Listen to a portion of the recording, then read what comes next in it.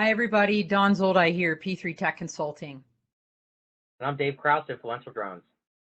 We're on day 2 of the FAA's National Drone Safety Awareness Week, and today we're going to talk about registering and marking your drone.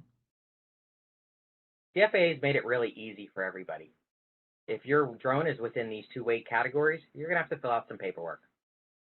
And that paperwork's online, super simple. Just go to the FAA's Drone Zone website. If you already have an account, log in. If not, click on that hyperlink right there. The FAA is going to ask you a few questions. Here's what you're looking at and what to expect. The last thing you're going to have to do is pay $5.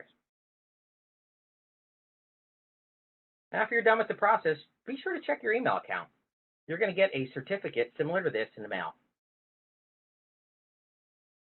The last part of the process is to actually label your drone. It's very important to do this. There is a fine if you do it incorrectly. You're going to mark the outside of your drone, make sure it's legible and clear. Feel free to email us if you have any questions. We're going to be sharing some more tips tomorrow. In the meantime, what do we say, Dave? Fly safe.